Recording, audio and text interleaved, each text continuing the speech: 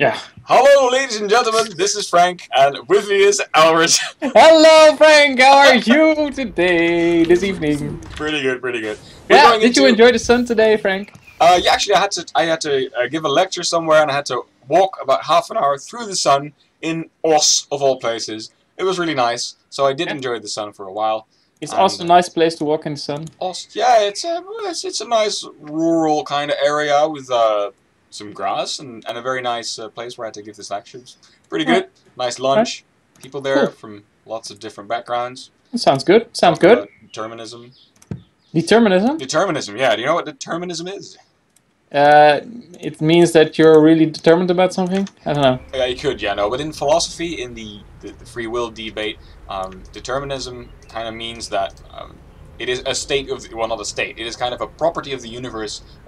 Whereas if the universe is deterministic, that means that if you know all the natural laws and the current state of the universe, then you can predict whatever other state you might want to predict. Of course, that's not practically possible, but theoretically possible. That's the idea. And then the question So you is, mean if everything is known, then we could already predict who is gonna win this game? no, it's not about whether or not you know it. It's about whether or not our universe is governed by natural laws, Alright. and therefore, well, fixed, kind of fixed. As in, if everything is governed by natural laws, and all there is physical matter, then whatever happens is supposed to happen, not supposed to, because there's no, like, it's not like purpose, but there's no way that it won't happen, because, you know, there's the natural laws, and given the way the universe was 100 years ago, someone with infinite calculating power could have calculated that at this time I would be casting this game with you. Indeed. And he would be right. He would be right. But so the thing is, if that is true, is that a problem for free will? Can we have free will if we're in a deterministic universe? That's a really interesting debate, Frank. Yeah. How do you think that debate is affecting this game right now? Well, these probes, I gather, are not thinking about it, but because they're automata, aren't they? Do they have like a consciousness? I don't know. I think they're controlled by like a bigger being, right? I think these probes are mindless beings, whereas the drones, on the other hand, they are definitely alive, and they also have a mind. And I'm right in saying that it is a mind, because aren't they like a hive mind? Yeah, right? I think so as well, and they're maybe controlled by the overmind. Yeah. I don't know. Overmind. I don't know. I don't know that much about the lore, but you played. Tassadar killed the overmind in StarCraft Blue War campaign. Oh. Like he flew his carrier right into its gut, and then it died. Oh wow. But then Kerrigan kinda took up the vacancy, is what I gather. Okay. So yeah, you should definitely play the campaign. You haven't finished the StarCraft 2 Heart of the Swarm campaign, have you? No, I did finish the Wings of Liberty campaign, and I liked it a lot. And I'm still busy with the campaign. I still love it, but I also like my 1v1. So yeah, I just tried to switch it around a little bit. Nice.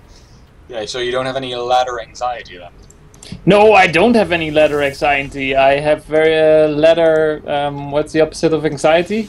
Like enthusiasm. Yeah, you're like Right. ladder boldness. Ladder boldness, yeah, indeed. I'm very bold. I'm like, oh, push that button, play again? Yeah, sure, I want to play again. Didn't you say that you were the reason that other people have ladder anxiety? Yeah, that's true, because I smack them down hard, and then make them cry when I win. Oh, I bet you do. Yes, Albert, what league are you in? I'm in Gold League. Nice, man. Yeah, it's not too high, but I'm switching races around. So I started with Protoss, and then I switched to Zerg, and now I'm trying to learn Terran. So I'm not really doing that well yet. But as long as we're having fun, that's the basic premise of StarCraft. Oh, I'm having so much fun as Terran. I'm dropping all over the place, putting Widow mines in people's mineral lines. You know, really great fun. We're looking at a PvZ here, between ChinkYY and Xeno, by the way. Of course, I talked about that at the start, but the game has been developing as we were talking about philosophy and Terran. Yeah. So we might, let's try and focus on the game here. We see another gateway coming down from ChinkYY, went for a pretty early expand, and Zerg going for a really quick third base, and starting to mine there now. So Indeed. Both players setting themselves up for a somewhat longer game. Indeed, I think so as well. This is kind of a macro-focused game from now. We see that Xeno is just mining from one gas just yet. I think he's gonna try to tech up in just a little bit, going to layer. Meanwhile, these Zerglings have been scouting all over the map for proxy pylons, but this one probe in the bottom has actually gotten away. Yeah, and there's a Dark Shrine coming up again.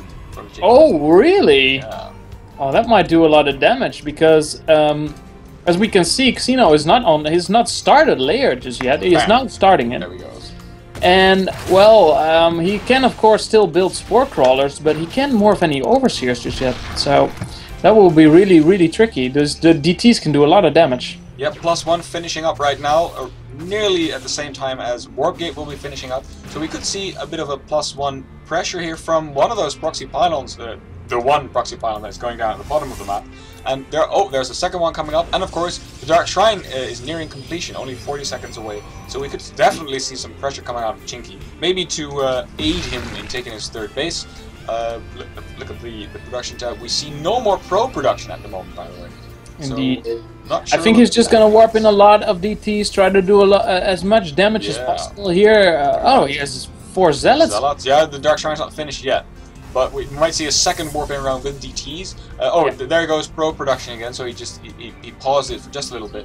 The first 4 Zealots coming up. There is a Queen there, but of course no match for 4 Zealots. And yes, Xeno knows this, pulls back all of his drones. Xeno has no units out on the map right now. 4 DTs coming up. The layer, of course, is finished, but there's no detection at all at this time. And the DTs, what are they doing? They're not splitting up. They're moving all of them moving into the main base. Oh, he could snipe his layer without anything. Immediately, an Overseer starts morphing at the main base, but I'm not sure. I think this layer, is definitely going down. Definitely going down. Wow. This base and is at the same time, the third base as well. Wow, a lot of pressure from Chinky. This is very successful. Yeah, this is really, really successful. I think maybe Xeno was a little bit too bold. He thought, I scouted with all my Zerglings, I parked them in front of my base, but he didn't see this one probe get out. So he didn't expect there to be any pressure. But yeah, as we can see now, he lost his 2 bases. He has shambles. Mining base. Xeno's in shambles. He's up 20 supply, but he is in shambles.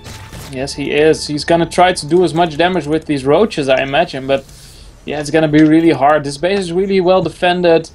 If Chinky just keeps playing like he's doing right now and just gets his stack out, he uses a robo to make a couple of immortals, he's gonna be more than fine than this attack that's coming from Xeno right now. Look at the APM tab, by the way. The average APM of Chinky is at 336 at the moment. That is quite insane. Unbelievably high indeed. Yeah. That's higher than most pro players, I believe. That's unbelievable. And in the meantime, yeah, he's gonna check on his third base, see that there's nothing here, and yeah, there's not a lot he can do. If Chinky just macros up a little bit and then moves out with a couple of immortals and some gateway army, I think he's gonna do a lot of damage. Are we gonna see a repeat of game number 2, but with the 1 Zealot where he takes out the entire the hatchery? Well, there's still not any reaction from Xeno just yet. Just another drone. A drone. Which is just gonna mine a little bit of gas. I think these roaches are returning right now. Yeah, these roaches are gonna deal with that Zealot. Sorry, Zealot. He did do quite a lot of damage, by the way. He did nearly 750 damage by himself. Indeed, he did. Wow, of course, this is gonna grow back really, really slowly.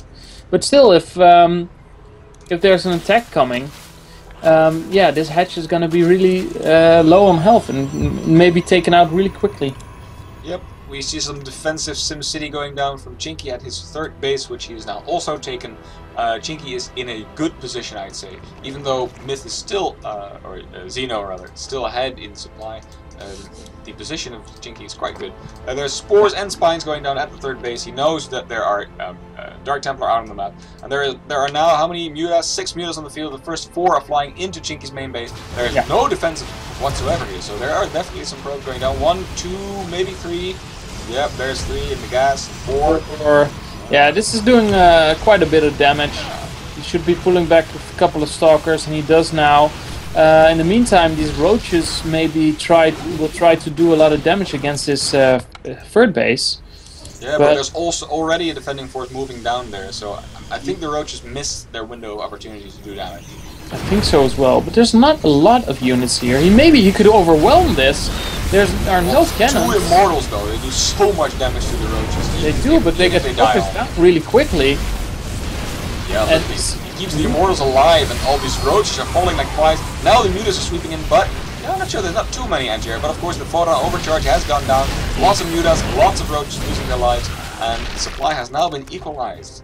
Indeed, the supply has been equalized, and well, I think ChinkYY is on a better tech path right now. Maybe he shouldn't be. I don't know why he threw down his Stargate. He made just one Phoenix. I would rather see him go for Colossus, which would be way better in this situation. Xeno is really bold, making a 4th base and a 5th base right now next to the pylon from ChinkYY. I think he spotted that, right? Yeah, he has seen the pylon. So oh, he also sees the warp in. Oh, he actually doesn't see the warp in, but of course he knows there's a pylon there. Guesses. Okay, so this 5th base is gonna have to get cancelled, or yeah, there he goes. The Mutas are now taking out some of the proxy pylons, but there's a gigantic force of ChinkYY right in front of Xeno's base, and these Mutas are gonna have to be careful. There's Blink on the Stalkers, so they could be blunk upon, and of course these Stalkers, they might just take out the 3rd base. There's just a few roaches here, great force fields cutting some of the roaches off, and allowing the Stalkers to take care of the static defense, and wow, this push is pretty deadly.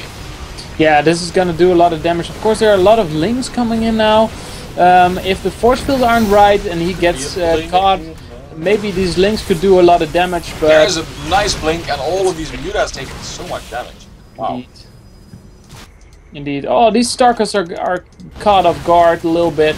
Oh, he's got to be careful now. He's in an open position. He could lose his entire army. Some great force fields shielding the Zealots, the surface area from the Zerglings. Zerglings are just running around, can't do very much. Actually, I think that ChinkYY might just take this right here. Yeah, I think so as well. That was a good engagement. There were good force fields cutting off the reinforcing Zerglings. Yeah, I don't think that there's anything that Xeno can do against his army right now. This is an overwhelming army force here, and some more Zerglings running around, losing their lives pointlessly. And wow, actually one Stalker moving back. Great micro from ChinkYY here.